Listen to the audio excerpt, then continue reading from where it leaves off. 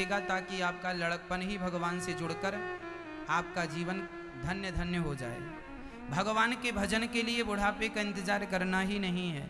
ध्रुव जी बहुत छोटी सी आयु में, बहुत ध्यान से सुनना, आज मैं युवाओं को, जो युवा हमारे भाई लोग बहन लोग हैं, उनके लिए सुंदर कथा से हम दिव्य संदेश देंगे। ध्रुव जी की कथा से। ध्रुव जी अपनी माँ की पिता की गोद में बैठने के लिए गए। ध्रुव जी की आयु थी 5 वर्ष। हर बच्चा चाहता है कि अपने पिता की गोद में बैठे। हर बेटा चाहता है अपने पिता का प्यार ले। लेकिन परिणाम क्या हुआ? जैसे ही ध्रुव जी अपने पिता की गोद, उत्तानपाद की गोद में बैठने चले, पास में खड़ी सौतेली माँ ने हाथ पकड़ के नीचे गिरा दिया। क्या तात्पर्य है? बहुत ध्यान से सुनेंगे तो अच्छा लगेगा सबको। आगे बैठने वालों की ये जिम्मेदारी है कि आप शोर बिल्कुल ना करें, पीछे वाले भी शोर ना करें, ये उनकी जिम्मेदारी है। अच्छा ये बताओ मैया जी, ध्रुव जी अपने पिता की गोद में बैठने गए और उनकी सौतेली माँ ने हाथ पकड़ के नीचे गिरा दिया। इससे हमें क्या सीख मिल रही है? क्या शिक्षा मिली आपको? इतनी सी बात में आपने क्या सीखा? नहीं सीखा हो तो फिर हम सिखाएंगे। पिता की गोद में बैठने के लिए ध्रुव जी चले। पिताजी कौन थे? राजा थे। ध्रुव जी बिना मेहनत के राजा बनना चाह रहे थे। कुछ करना ना पड़े और हम क्या बन जाएं? राजा बन जाएं। उनकी मां ने हाथ पकड़ के नीचे गिरा दिया। चल, आ गया। यदि इस गोद में बैठना है तो जाकर तपसाराध्य पुरुषम तस्यैवानुग्रहेण में गर्भे तुम साधयात्मानम यदि छसी नृपासनम। कितना बढ़िया संकेत है। आज के ये युवा लोग यदि मेरी इस बात को सुन लें और शास्त्रों की इस बात को समझ लें तो सारा युवा संभल जाएगा, सारी जवानी संभल जाएगी, सारा भविष्य संभल जाएगा, भारत संभल जाएगा। क्या मैसेज मिल रहा है? पिता राजा थे और ध्रुव जी अपने पिता की गोद में बैठने चले तो सौतेली माँ ने यही तो कह दिया, तो इस गोद में बैठने का अधिकार नहीं है, पहले तप कर। अच्छा ये बताओ, कोई हमारी आलोचना कर दे, महाराज जी आपने ये बात गलत कही, तो क्या हमें उससे झगड़ा करना चाहिए? समझदारी तो यह है कि हम उनकी बात सुने, अपनी गलती को एक्सेप्ट करें, गलती को सुने, समझें और गलती को सुधारें। यदि आपकी कोई बुराई करता है, आलोचना करता है, निंदा करता है, आपके बारे में कोई कहता है कि आप यहां पर गलत हैं, तो क्या उस गलती को सुधारना हमारा धर्म नहीं है? पर समाज की सबसे बड़ी विडंबना यह है कि हम अपनी गलतियों को ना सुधार कर हम उस पर चढ़ाई कर देते हैं। तुमने हमारी गलती देखी, तुमने हमें गलत कहा ना। निंदक नियरे राखियो आंगन कुटी छवाए, बिन साबुन पानी बिन निर्मल करत स्वभाव। यह जीवन में याद रखना चाहिए कि आपकी निंदा, आपकी आलोचना करने वाले लोग आपको सही रास्ता बताते हैं। यदि हमारे वह लोग हमें ये ना बताते कि आपके ये शब्द गलत हैं, ये बात गलत है, हम सुधारते कैसे? इसलिए हम आपसे कहा करते हैं कि हम कोई भी बात गलत बोला करें तो YouTube पर कमेंट बॉक्स में जाकर जरूर कमेंट करके बताया करो कि आपकी ये बात गलत थी, हम उसे सुधारेंगे। जीवन में हमारी सीखने की उम्र क्या है बताओ? हमारी सीखने की आयु कितनी है? निश्चित आयु है कि हमें 25 साल तक सीखना है, 40 साल तक सीखना है, इसके बाद सीखना नहीं है। जब तक हमारी सांस है तब तक हमें सीखना होता। जब तक आप जीवित हैं तब तक आपको सीखना है। सीखते चलिए, सीखते चलिए। ये संसार, ये प्रकृति हमें कुछ ना कुछ रोज, सीखने वाला चींटी से भी सीखता है, सीखने वाला कुत्ते से भी सीख लेता है, और ना सीखने वाला ब्रह्मा से भी नहीं सीख पाता। मूर्ख हृदय न चेत जो गुरु मिलहि विरंची सम। ब्रह्मा भी आकर समझाएं तो समझ में नहीं आता। इसलिए केवल इतनी प्रार्थना है कि ध्रुव जी की मां ने जो अपमान किया, वह अपमान किया ये उनकी गलती थी, पर ध्रुव जी को इसी अपमान के कारण उन्हें वह प्राप्त हो गया जो शायद बिना अपमान के वो कभी ना प्राप्त कर पाते। ये अपमान का घूंट मैया जी होता बहुत कड़वा है, पर गले के नीचे उतर जाए तो आपको जीवन भर जय जयकार कराता है ये अपमान। यदि अपमान सह गए तो आपकी जय जयकार होगी। अब सुनिएगा इसमें सीखने जैसा क्या है। ध्रुव जी अपने पिता की गोद में जाकर बैठ गए। वो राजा थे। आजकल के बच्चे भी यही गलती करते हैं, अपने आप को योग्य नहीं बनाते, सीधे जाके पिता की गद्दी में बैठ जाते हैं। अच्छा मुझे ये बताओ कि आप जो खा रहे हो किसका खा रहे हो? हम सब भगवान का खा रहे हैं, पर मैं अभी सामान्य बातें कर रहा हूं, आध्यात्म बातें अभी नहीं कर रहा हूं। जो हम कह रहे हैं उसे समझिएगा और उसका जवाब ठीक ठीक से दीजिएगा। आप अपनी मेहनत का खा रहे हैं या अपने पिता के टुकड़ों पर पल रहे हैं? बोलो। ईश्वर का तो खा ही रहे हैं, वो तो बात सही है, सब उसी का खा रहे हैं, लेकिन सामान्य बात हम जो कर रहे हैं उस बात पर कई बच्चे पिता की संपत्ति पे बैठ जाते हैं। पिता ने जो किया वो अपना मान लेते हैं। अरे भाई, पिता की सारी संपत्ति तो आपकी है, वो तो कहीं नहीं जा रही है, पर ये बताओ कि आपने अपने से क्या कमाया? आपका अपना नाम क्या है? पिता के नाम को लेकर चल रहे हो। इसलिए ध्रुव जी की मां सौतेली मां ने कहा, बेटा पिता की गद्दी तो तेरी ही है, पिता की गद्दी में बैठ जाएगा, पिता की सत्ता पा लेगा, तेरी जय जयकार नहीं होगी। कुछ अपना तो बना, कुछ अपना तो कर। आपका अपना नाम क्या है? आपकी अपनी पहचान क्या है? पिता की पहचान से यदि बेटा पहचाना जाए तो वह बेटे की सफलता नहीं है। कहो जी, सही है या गलत है? पिता के नाम से यदि बेटा जाना जाए तो वह बेटे की सफलता नहीं है, वह तो पिता की सफलता है। बेटे को कुछ ऐसा करना चाहिए कि बेटे के नाम से उसके पिता को पहचाना जाए, ऐसा बेटा होना चाहिए। पिता का नाम हमारे नाम पे ना आगे आए, अर्थात कि उनका बेटा है, ये आए कि उनके पिता ये हैं। जीवन में इतना सफल बनाओ अपने आप को, जीवन में इतना मजबूत बनाओ अपने आप को। आपकी आर्थिक स्थिति इतनी स्ट्रांग होनी चाहिए, आप इतने पैसे वाले हों कि आपको पिता के पैसों को लेने की जरूरत ना पड़े। कई बच्चे तो अपने पिता से लड़के लेते हैं, पिताजी ये वाला प्लॉट हमें दो, ये संपत्ति हमें दो। क्यों? पिता से मांगते क्यों हो? खुद कमा के खा नहीं सकते? इसलिए जवान भाइयों को मैं कहना चाहूंगा कि पिता के टुकड़ों पर ना पला करो। याद रखना भक्तों, शेर दो प्रकार के होते हैं। एक वह शेर होता है जो सर्कस का शेर होता है, और एक शेर वह होता है जो जंगल का शेर होता है। सबसे बेहतर शेर कौन होता है, जंगल का या सर्कस का?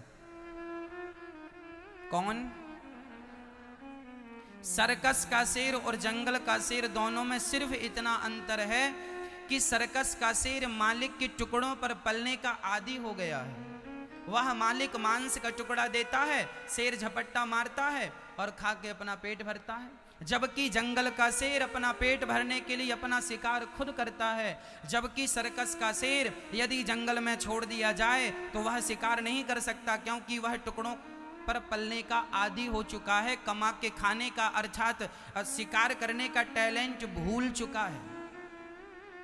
तो जो बच्चे अपने पिता की संपत्ति पर पल रहे हैं, जो बच्चे अपने पिता के नाम पर चल रहे हैं, वह सर्कस के शेर हैं, और जो स्वयं अपना नाम आगे ले गए हैं वह जंगल के शेर हैं। अब आपको निश्चित करना है कि आपको सर्कस का शेर बनना है या फिर जंगल का शेर बनना है। पिता के नाम से आपकी पहचान ना हो, आप कुछ ऐसा करें कि आपसे आपके पिता का नाम ऊंचा हो। ऊंचा तो है ही पिता का नाम, और ऊंचा हो। तो हमें जंगल का शेर बनना है, ना कि पिता के टुकड़ों पर नहीं पलना। पिता से कह दो कि पिताजी अपनी संपत्ति दान पुण्य में लगाओ, हम खुद कमा लेंगे, हम में योग्यता होगी हम कमा लेंगे। इतना योग्य बनाओ। आज हमारे भारत में कमी किस चीज की है? हमें यह जानकर बहुत खुशी हुई कि पंजाब अब आगे आ गया। हमारे देश में 2 राज्य ऐसे हैं जो अब चाइना को टक्कर दे रहे हैं। पहला पंजाब, फिर गुजरात। यह 2 राज्य ऐसे हैं जो चाइना को टक्कर दे रहे हैं। किस मामले में? हर क्षेत्र में हम आगे आ रहे हैं। पहले हमारे भारत में खिलौना भी चाइना से आता था। पहले छोटी सी टॉर्च भी भारत में नहीं बनती थी। छोटी मोटी फैक्ट्रियां रही होंगी, अच्छा है, पर अधिकाधिक हम लोग आयात करते थे चाइना से।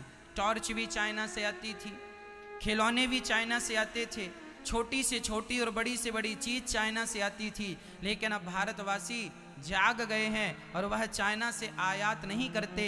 अब सारी चीजें स्वयं बनाने लग गए हैं, फैक्ट्रियां बड़ी बड़ी डाल करके। हम स्वयं वो चीजें, भारत में मेड इन चाइना नहीं, मेड इन इंडिया हो गया।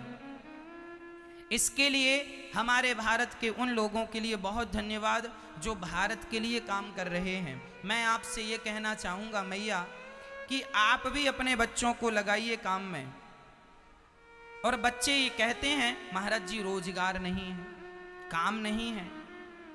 मैं फिर कह दूं, करने वालों के लिए काम बहुत है और ना करने वालों के लिए कोई काम नहीं है। ये जो बेरोजगारी लोग चिल्ला रहे हैं, ये बेरोजगारी उनके लिए है जो अकर्मण्य होके घर पर बैठे हैं। और आज से मैं आपको एक और बात कह के जाऊंगा कि आज के बाद बच्चों को ये कभी ना कहना कि बेटा तुम्हें नौकरी करना है बड़े होके। आप अपने बच्चों को नौकरी ना करवाइएगा तो क्या करवाइएगा? बच्चों से कहो बेटा इतनी सफलता पाओ, इतना टैलेंट पाओ, इतना पढ़ लिख जाओ कि तुम्हें नौकरी करनी ना पड़े। इतना सफल बनो अपने जीवन में कि हम नौकरियों के लिए ना भागें, हम नौकरियां देने वाले बने, नौकरियां लेने वाले ना बने। नौकरियां देना है आपको, देने वालों की लिस्ट में नाम लिखवाना है, ना कि नौकरियां। क्या करोगे नौकरियां लेके? बहुत नौकरियां मिल गई लोगों को, अब आप नौकरियां लेने वाले। आप इतनी पढ़ाई किए हैं, इतना आपने खोपड़ी लगाई, पढ़ने लिखने में पसीना बहाया, और पढ़ लिख के क्या नौकर बनोगे? नौकर मत बनना, मालिक बनना। क्या बनना? मालिक। नौकरियां लेना नहीं है, हमें नौकरियां देना। यदि भारत का हर व्यक्ति ये सोच ले और भारत के हर माँ बाप ये सोच लें कि हमें बेटे से नौकरी नहीं करवानी, नौकरी लेने वाला नहीं बनाना, नौकरियां देने वाला, यह टारगेट सेट कर लो माइंड में कि नौकरियां देनी है, अपने आप भारत से बेरोजगारी समाप्त हो जाएगी। एक आदमी 10 को रोजगार दे, ये जिम्मेदारी सारे लोगों की, हम भारतीयों की। तब जाके भारत से बेरोजगारी मिटेगी। भारत की दूसरी समस्या है गरीबी। ये गरीबी कैसे दूर होगी? अरे भारत से गरीबी यूं दूर हो जाएगी। कैसे? यदि भारत का हर नौजवान भाई, भारत की हर नौजवान बहन यदि मेरी बात को सुनकर समझकर उस पर अमल कर ले तो गरीबी दूर हो जाएगी। आपको करना क्या है? आपको कुछ कुछ काम करना है, उद्योग डालना है। सरकार भी सपोर्ट कर रही है लघु उद्योग के लिए। छोटे छोटे काम करिए, छोटे छोटे उद्योग डालिए, वही छोटे से छोटा उद्योग फिर आपको बड़े से बड़ा बनाता है। कोशिश करने वालों की हार नहीं है। ध्रुव जी अपने पिता की गोद में बैठने चले, माँ ने नीचे गिरा दिया, ठीक किया माँ ने। जो बेटा डायरेक्ट पिता की गद्दी में जाकर बैठ जाए, उस पिता को बेटे से कहना चाहिए बेटा ये तो हमने गद्दी बनाई है, तुम्हारी गद्दी तुम अपने लिए बनाओ, बाद में हमारे ना रहने पर ये आसन तो तुम्हारी है ही। ये गद्दी तो तुम्हारी है, ये कारोबार जो हम कर रहे हैं ये तो तुम्हारा ही है, ये फैक्ट्री ये बिजनेस तो तुम्हारा ही है। पहले कुछ अपना नाम करो, अपनी इज्जत बनाओ, अपना पैसा कमाओ, फिर तो ये सब है ही। अर्थ यह हुआ कि हमारे देश में यदि सारे भारतवासी जागरूक हो गए कि हमें नौकरियां लेने वाला नहीं नौकरियां देने वाला बनना है, तो बस उसी दिन बेरोजगारी भारत से चली जाएगी। हम सब जागरूक हो जाएंगे और हम सभी इतने योग्य हैं कि कुछ भी करने की ताकत रखते हैं, सब कुछ कर सकते हैं, बस करने की इच्छा शक्ति चाहिए। तो ध्रुव जी का अपमान कर दिया माने, और जो आपका अपमान करे, ध्यान देना मेरी मां, सिद्धांत बोल रहा हूं, मेरे हिसाब से चलोगे जीवन में कभी असफल नहीं होगे, और यदि मेरी बात को नकार दिए तो फिर असफलता तो निश्चित आनी है। कोई आपका अपमान कर दे, बुरा बिल्कुल ना मानना। कोई, ध्यान से सुनना मेरे एक एक शब्द को, कोई आपका अपमान कर दे तो बुरा बिल्कुल ना मानना। ये समझना कि आज मेरा 10 लोगों के बीच में अपमान हुआ है, अब मेरे अंदर जो कमी है मैं उसे बहुत जल्दी दूर करूं और अपने आप को इतना बेहतर बनाऊं कि आज 10 लोगों के बीच में अपमान हुआ है तो कल 50 लोगों के बीच में मेरा सम्मान हो, मैं ऐसा बनूं। मेरे अंदर कोई कमी थी इसलिए तो अपमान हुआ। आपने मुझे गलत कह दिया, महाराज जी आपने यहां गलत कह दिया, तो मैंने गलत किया तब तो आपने गलत कहा।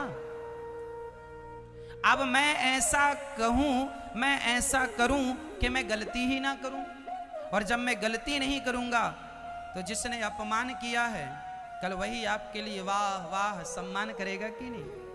तो जीवन में कोई आपका अपमान कर दे तो आपको उस पर गुस्सा नहीं करनी, बल्कि उसको गुरु मान के अंदर अंदर से प्रणाम करना है कि इन्होंने तो बता दिया कि हमारी गलती कहाँ है, हम में कमी कहाँ है, सुधार कर लो और जीवन भर के लिए सबक ले लो कि कोई आपकी आलोचना करे, अपमान करे, वो गलतियां जो हैं स्वीकार करो और सुधार करो।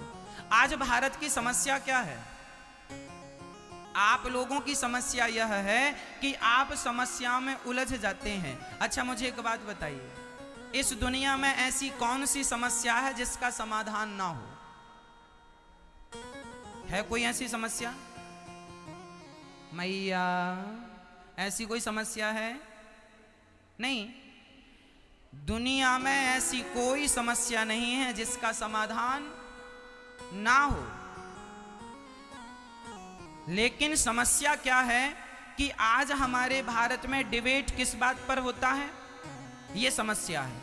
अरे समस्याओं पर डिबेट करने की जरूरत नहीं है, डिबेट करनी ही है, बात करनी ही है, तो समस्या पर नहीं, समस्या का समाधान क्या है उस बात पर चर्चा की जाए। किसका समाधान क्या है? आज मैं समस्याओं पर चर्चा नहीं करूंगा, समस्याएं तो अपने पांव पे खड़ी ही हैं, हमें उनका समाधान देखना है। आज मैं भारत की कुछ समस्याओं पर आपसे चर्चा करूंगा, आप देखिएगा कि समस्याएं ये हैं तो समाधान क्या है। आज तक आपने बड़े बड़े बुद्धिजीवियों से समस्याएं तो सुनी होंगी पर समाधान नहीं सुना होगा। आज ये दास अनिरुद्ध आपको समस्याएं नहीं बताएगा, आपको केवल समाधान बताएगा। और यहाँ बैठे हर युवा से मैं कहना चाहूँगा कि जीवन में कभी भी समस्या आए, समस्या तो राम जी के सामने भी थी, समस्या तो भगवान श्री कृष्ण के सामने भी थी, समस्या तो महाराणा प्रताप जी के सामने भी थी, समस्या तो गुरु गोविंद देव जी के सामने भी थी। क्या समस्याएं नहीं थी? समस्याएं, एक आदमी का नाम बताओ जिनके सामने आकर ना खड़ी हो जाएं।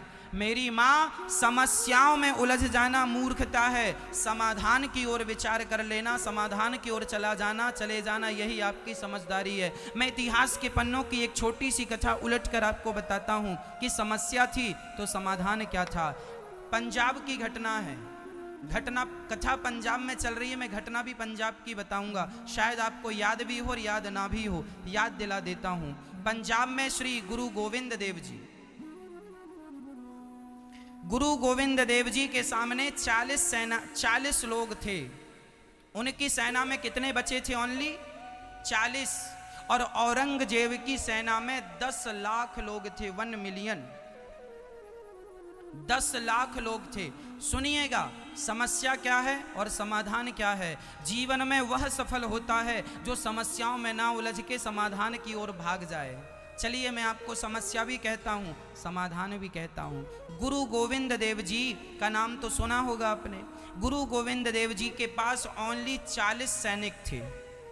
लड़ते लड़ते सारे मारे गए, ओनली 40 सेना थी। और औरंगजेब की सामने सेना कितनी थी? जोर से बोलो, 10 लाख। गुरु गोविंद देव जी के सामने समस्या क्या थी? हम 40 हैं और वो 10 लाख हैं। उन 40 में 35 कहने लग गए, गुरुजी चलो भाग चलते हैं। ये 10 लाख हैं, हम सिर्फ 40 हैं, क्या हम युद्ध कर पाएंगे? क्या हम जीत पाएंगे? गुरु गोविंद देव जी ने कहा, भाग जाओगे तो क्या इतिहास के पन्नों में अपना नाम अमर कर लोगे? क्या भाग जाओगे तो तुम्हारी विजय हो जाएगी?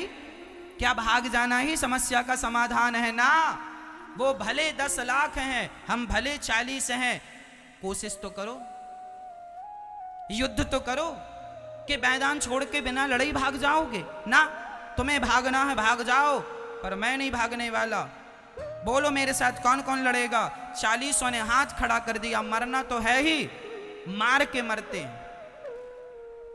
समस्याएं तो हैं, समस्याओं से भागते नहीं हैं, समस्याओं का सामना करते हैं। फिर दोहराता हूं, समस्याओं से भागना नहीं है, समस्याओं का सामना करना है। जोर से बोलो, समस्याओं से भागना नहीं है, समस्याओं का सामना करना है। गुरु गोविंद देव जी 40 थे और औरंगजेब की सेना 10 लाख लोगों की थी।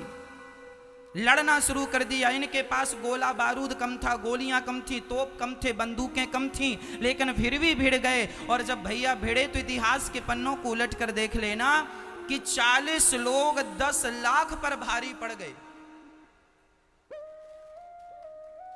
भारी पड़ गए और मरने लगी औरंगजेब की सेना। एक एक ने लाख लाख को मारा। बड़ी बुद्धि से, बड़े तरीके से एक एक ने लाख को मारा।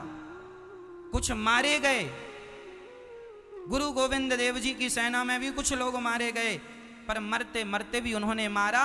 और अंत में 40 ने 10 लाख लोगों को खदेड़ दिया, अर्थात भगा दिया।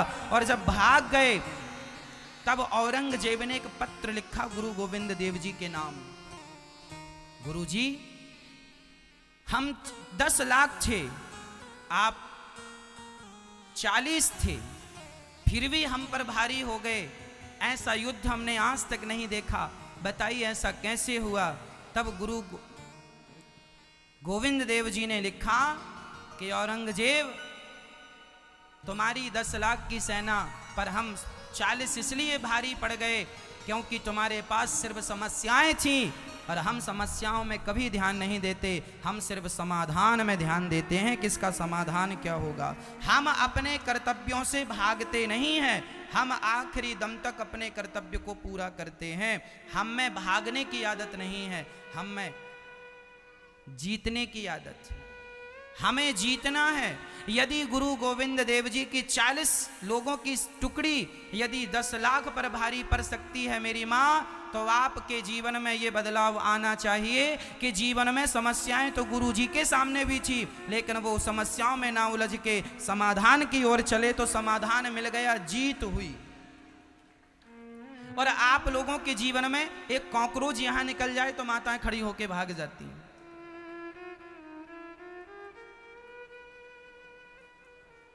छछूंदर आ जाए तो आप खड़े होके भाग जाएंगे। अर्थ क्या है?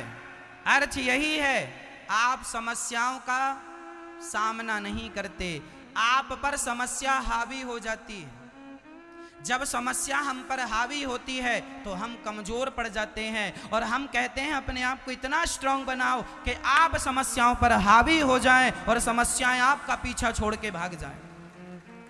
समस्याओं की ताकत नहीं कि वह आपका बाल भी बांका कर सकें। इसके लिए आपको गुरु गोविंद देव जी का ये पाठ पढ़ना होगा। यह समस्याओं पर भारी पड़ गए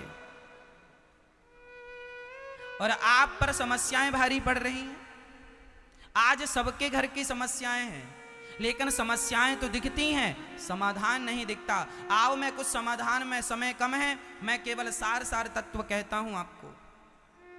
मैं कुछ भारत की समस्याओं पर चर्चा कर लेता हूं। देखना सोचने का तरीका कैसा होता है, देखने का तरीका कैसा होता है। आपका तरीका अलग है देखने का, आपका ढंग अलग है देखने का, हमारा ढंग अलग होता है देखने का, सोचने का, करने का। चलिए, भारत की पहली समस्या, हर साल भारत में बाढ़ आती है, हाँ या ना? कुछ समस्याओं का समाधान करके फिर मैं कथा में, ये कथा से अलग मैटर है, लेकिन ये कथा से जुड़ा हुआ है, क्योंकि हमें आपके अंदर उत्साह भरना है, हमें आपको सही रास्ता दिखाना है। थोड़ी सी चर्चा और करके आगे बढ़ जाएंगे। हमारे भारत की पहली समस्या है बाढ़। हर साल बाढ़ आती है, यूपी में बाढ़ आती है, बिहार में बाढ़ आती है, और बाढ़ आती है तो क्या होता है? हजारों करोड़ का नुकसान हो जाता है, हाँ या ना? भारत की समस्या बाढ़ है या नहीं? हर साल सरकार बाढ़ राहत सामग्री बांटती है और बाढ़ पीड़ितों को सरकार हर साल करोड़ों का मुआवजा देती है, हाँ या ना? हजारों करोड़ का। हाँ या बात समझ में आए तो हाँ बोलते जाना, नहीं आए तो ना बोलते जाना। हजारों करोड़ का मुआवजा हर वर्ष सरकार बांटती है बाढ़ पीड़ितों के लिए, हाँ या ना? बांटती है। आज मैं आपको ऐसी समस्या का समाधान दूंगा, समस्या भारत में है बाढ़ की, आज मैं समाधान देता हूं। मेरे हिसाब से चले कोई तो बाढ़ ही ना आवे। 1000 करोड़ तो बाढ़ से नुकसान हो गया, किसानों की फसल बर्बाद हो गई। फिर 1000 करोड़ सरकार ने मुआवजा दिया, 2000 करोड़ का नुकसान हुआ। कम से कम 2000, नहीं तो हम 10,000 करोड़ भी कहें तो अतिशयोक्ति नहीं, हाँ या ना? हम एक टारगेट लेके चल रहे हैं, मोटा मोटा 1000 करोड़। 1000 करोड़ की फसल बर्बाद होगी बाढ़ से, 1000 करोड़ सरकार ने मुआवजा दे दिया, 2000 करोड़ बर्बाद हो गए। समाधान क्या हुआ? कुछ नहीं, कुछ नहीं। आइए हम ऐसा समाधान देते हैं, बाढ़ ही नहीं आएगी। चलो, जिन नदियों में ज्यादा बाढ़ आती है, ब्रह्मपुत्र नदी वो है, यमुना नदी वो है, गंगा नदी वो है। गंगा, यमुना और बड़ी बड़ी जो नदियां हैं, ब्रह्मपुत्र इत्यादि नदियों में बाढ़ ज्यादा होने से सारा काम बिगड़ जाता है, घर घर में पानी घुस जाता है। अब सरकार को क्या योजना बनानी चाहिए कि बाढ़ ही ना आए, इस पर काम करना चाहिए। भारत में बाढ़ें आती हैं, ये तो समस्या हो गई, बाढ़ आ गई, बाढ़ आ गई, इस पर डिबेट करने की क्या जरूरत है? बाढ़ तो आनी है हर साल, इस पर चर्चा ना करो कि बाढ़ आ गई। बाढ़ आए ना, इस पर चर्चा करो। कैसे नहीं आएगी? समाधान मैं देता हूं। सरकार को क्या करना चाहिए? बड़ी नदियों को छोटी नदियों से जोड़ देना चाहिए। तो जो होता क्या है, एक नदी में पानी ज्यादा होता है तो दूसरी नदी खाली पड़ी रहती है।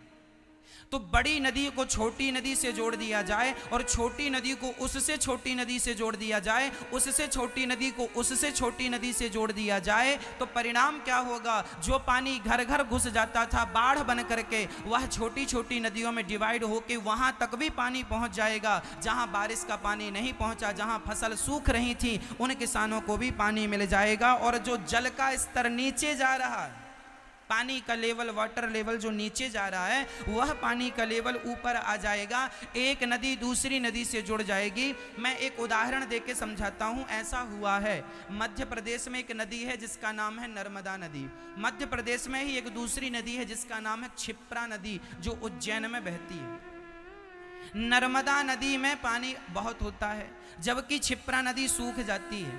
अभी 2 महीने बाद क्षिप्रा नदी सूख जाएगी।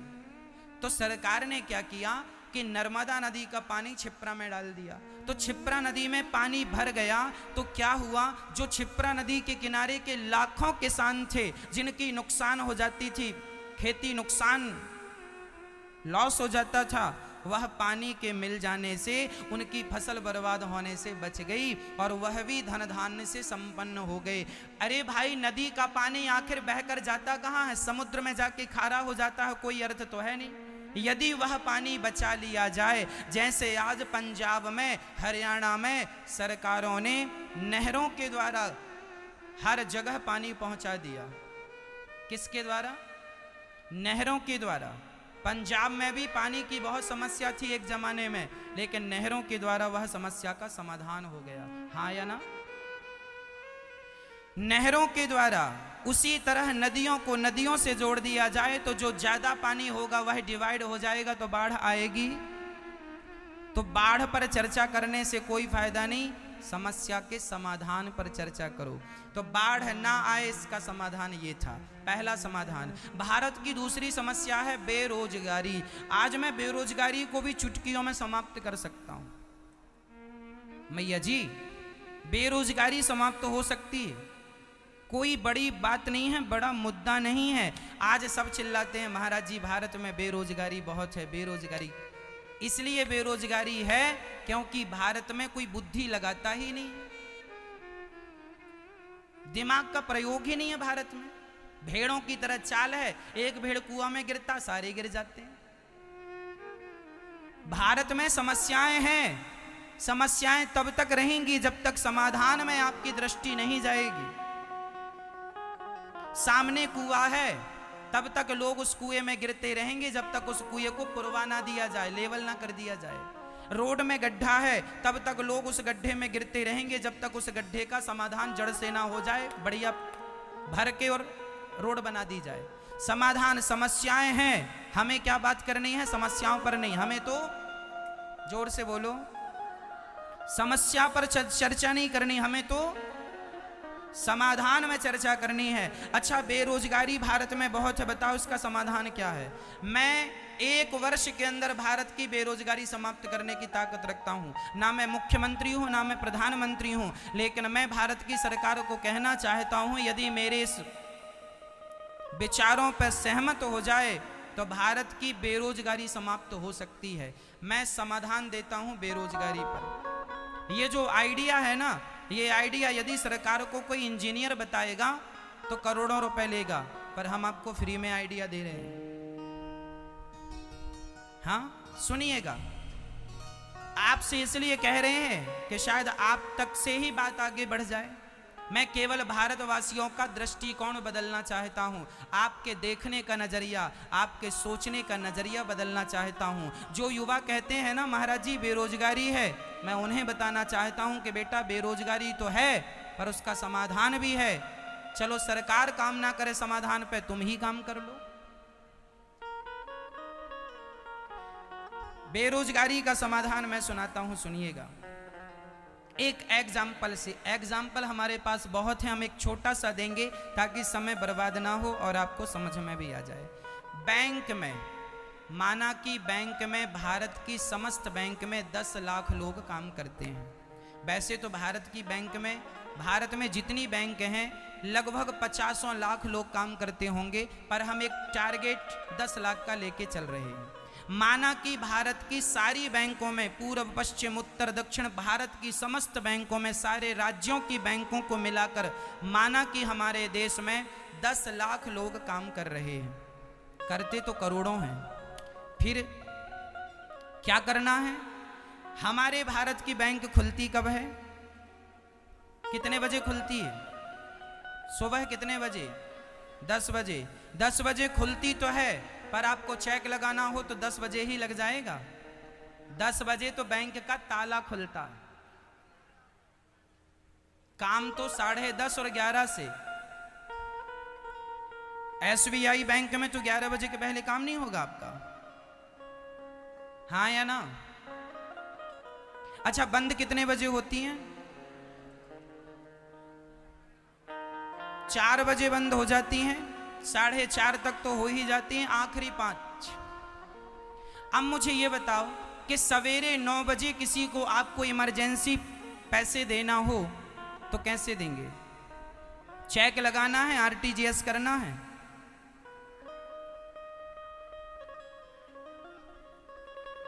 कैसे करेंगे आप बताइए?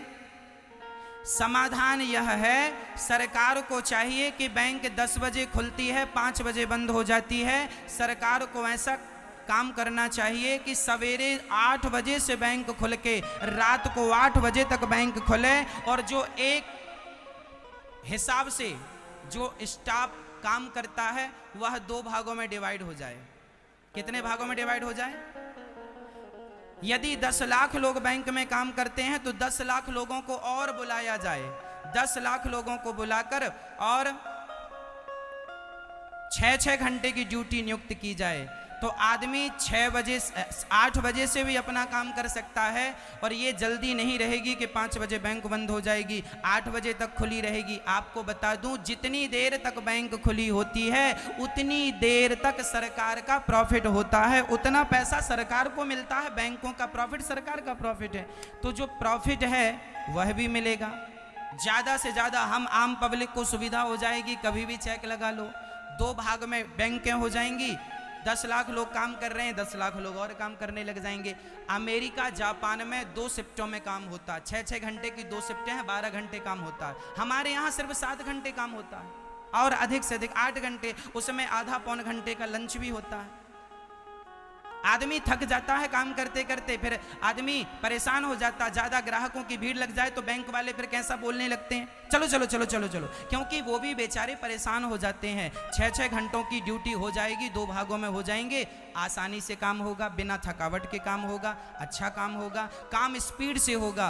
बस मेरी माँ, हम तो कहना ये चाहते हैं, जीवन में समस्याएं सबके हैं, आपके जीवन में भी समस्याएं हो सकती हैं, सास बहू से लेके समाज की सारी समस्याएं। लेकिन प्रार्थना करता हूं अपने बुद्धि को इतना विकसित करना, इतना सफल बनाना, इतना स्ट्रांग बनाना कि आपको समस्याओं में ना उलझना पड़े, सदा आप समाधान की ओर जाएं। ये समाधान है इस समस्या का।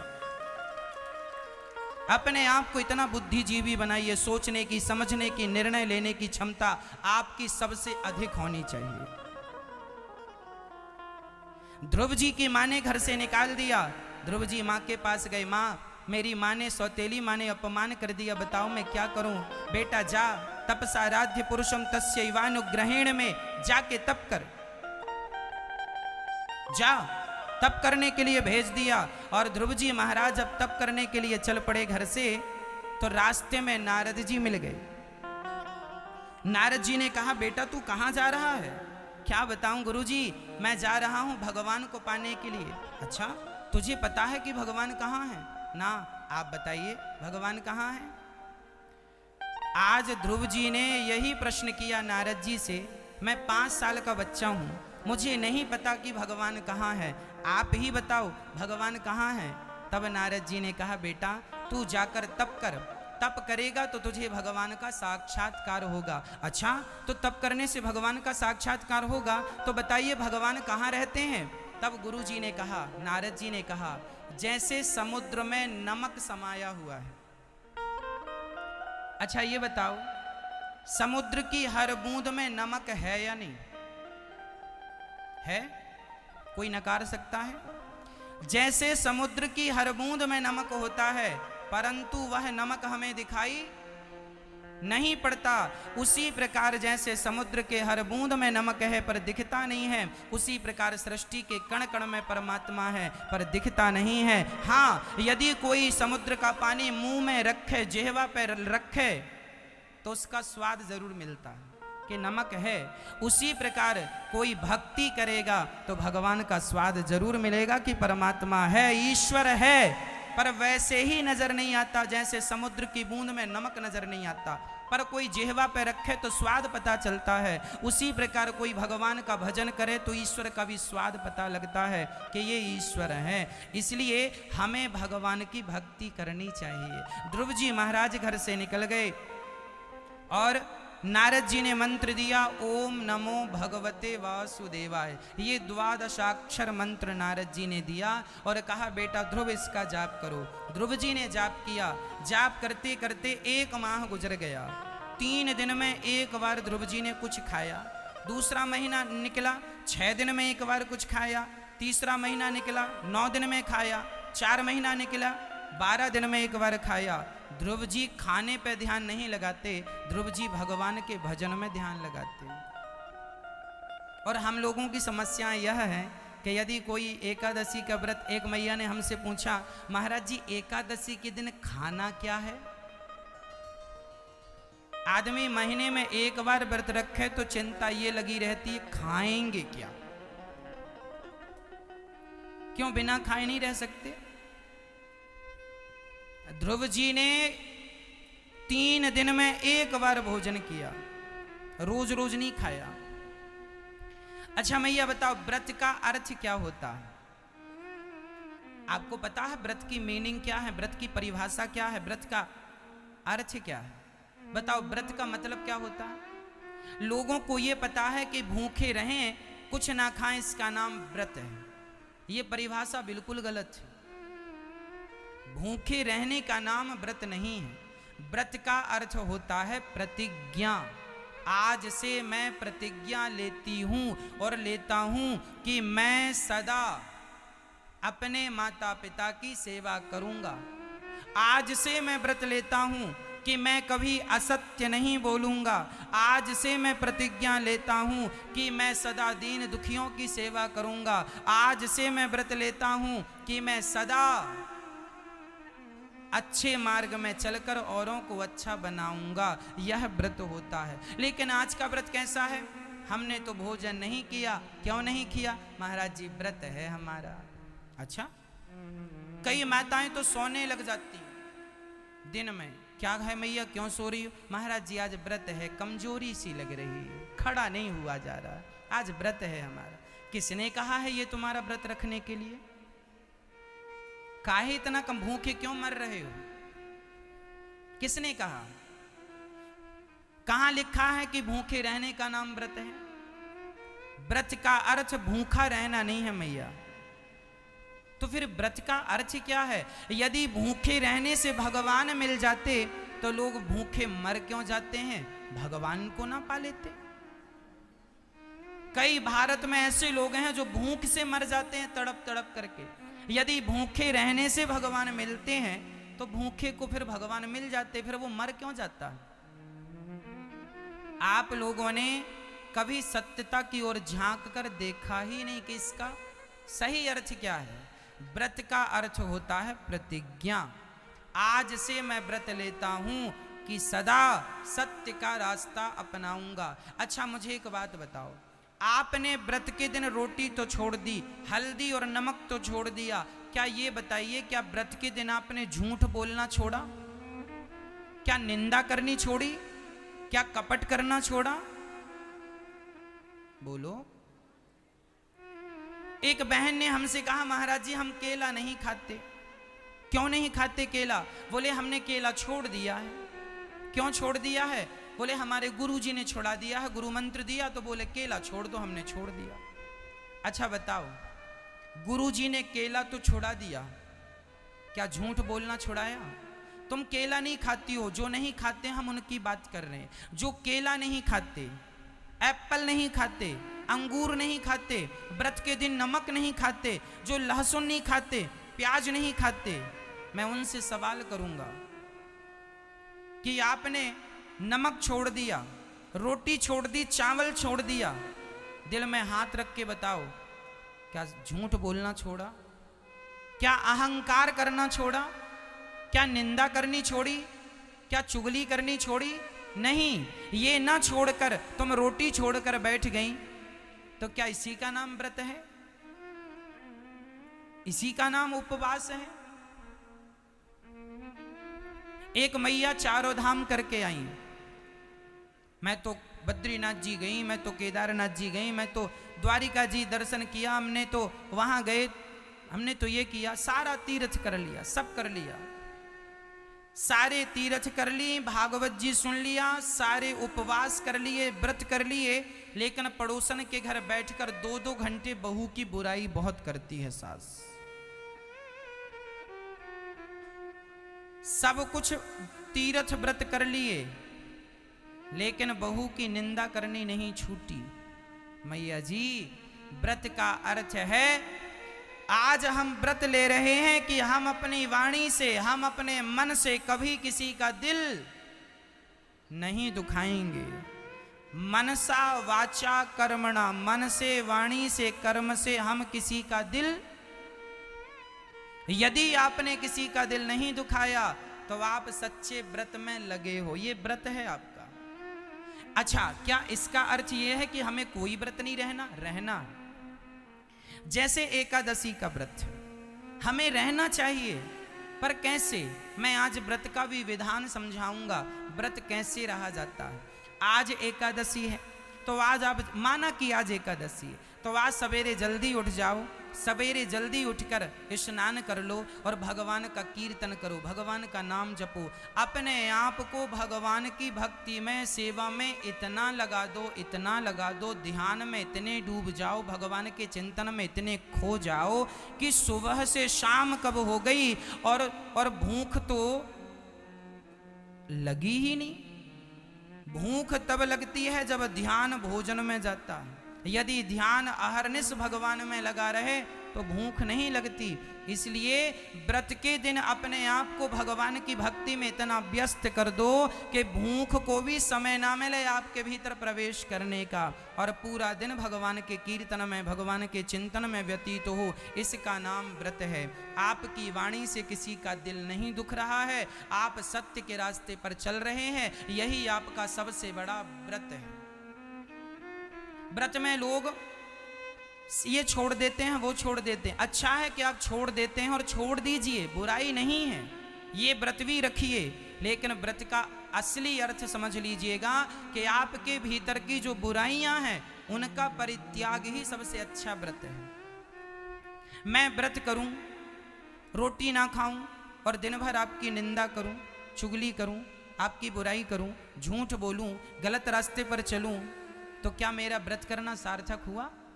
इसलिए हमें परिभाषाएं समझनी होंगी। ध्रुव जी ने व्रत किया और एक पांव के बल पर खड़े रहे, फिर पांव के अंगूठे के बल खड़े हो गए और ओम नमो भगवते वासुदेवाय का जाप किया। जाप करते करते 5 महीने व्यतीत हो गए। प्राणायाम साध लिया, इंद्रासन हिलने लगी। सारे देवी देवता घबरा कर भगवान की शरण में गए, प्रभु भक्त को जाकर दर्शन दो।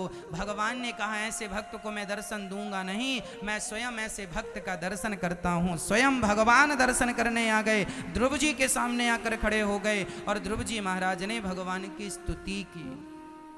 योऽन्तः प्रविश्य मम वाचमिमां प्रसुप्तां संजीवयत्यखिल शक्तिधरः स्वधाम्ना अन्यास्त हस्तचरण श्रवणत्वगादीन् प्राणान् नमो भगवते पुरुषाय तुभ्यम्। हे प्रभु, मेरी वाणी आपका गुणगान करती रहे और मैं सदा आपका चिंतन करता रहूं। भगवान ने कहा, बेटा तूने बड़ा कठिन तप किया, बोल क्या चाहता है? 36,000 वर्षों का राज्य देके ध्रुव जी को भगवान ने भेजा। ध्रुव जी के पिता ने राजा बनाया, 36,000 वर्षों तक राज्य किया। अंत में अपनी माता को लेकर के ध्रुव लोक चले गए। आज तक ध्रुव जी ध्रुव लोक में बैठे, मृत्यु के सिर पर पांव रख के गए, मरे नहीं, जीते जी भगवान के धाम। अर्थ यही है कि भगवान की भक्ति करने वाला मृत्यु को भी जीत सकता है। यह भक्ति का महात्म्य है, भक्ति का बल है कि वह मृत्यु को भी जीतने की सामर्थ्यता रखता है। ध्रुव जी महाराज के वंश में बड़े बड़े राजा हुए। इन्हीं के वंश में आगे चल के पृथु हुए हैं, जिन्होंने पृथ्वी का दोहन किया। प्राचीन वरही का पावन चरित्र है। जिन्होंने पुरंजनोपाख्यान की चर्चा नारद जी ने प्राचीन वरही को सुनाई। इस पुरंजनोपाख्यान का एक अद्भुत दर्शन मैं आपको कराता हूँ। दूसरे पुत्र की चर्चा में मनु जी महाराज के दूसरे पुत्र का नाम था प्रियव्रत। प्रियव्रतो भागवत आत्मा रामः कथम मुने ग्रहे रमत यन्मूलः कर्मबन्धा पराभवः। प्रियव्रत जी का विवाह विश्वकर्मा की पुत्री वरहिष्मति से हुआ। इनके पुत्र हुए आग्नेत्र, आग्नेत्र के पुत्र नाभि, नाभि के अंग फिर ऋषभदेव कहलाए। ऋषभदेव जी के 100 बच्चे हुए। सबसे बड़े पुत्र का नाम था भरत। ऐसा उपदेश किया ऋषभदेव जी ने अपने बच्चों को कि 9 तो योगेश्वर हो गए उपदेश को श्रवण करने से। क्या उपदेश किया? नायं देहो देह भाजां नृलोके कष्टान् कामान्नर्हते विड्भुजां ये तपो दिव्यं पुत्रिकायेन सत्वं शुद्ध्येद्यस्मात् ब्रह्म सौख्यं त्वनन्तम्। अच्छा एक बात बताएं मैया, माता पिता का कर्तव्य क्या है? आपका धर्म है कि आप अपने बच्चों को बिठाएं आधा घंटे के लिए, 10 मिनट के लिए, और बच्चों को अच्छी अच्छी बातें बताएं।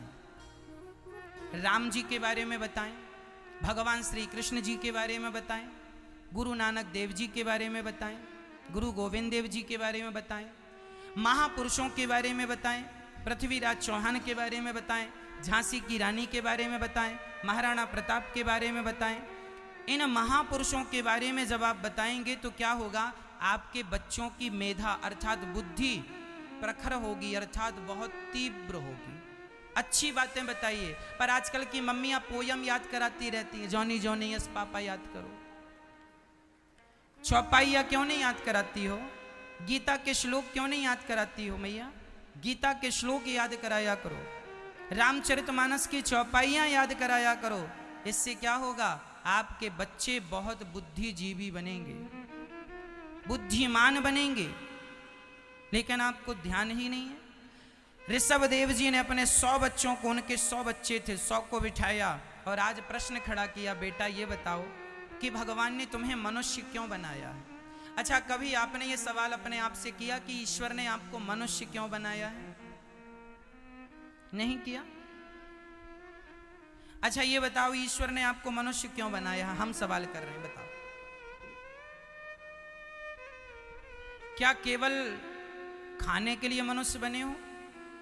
सोने के लिए मनुष्य बने हो? केवल बच्चे पैदा करने के लिए मनुष्य बने हो?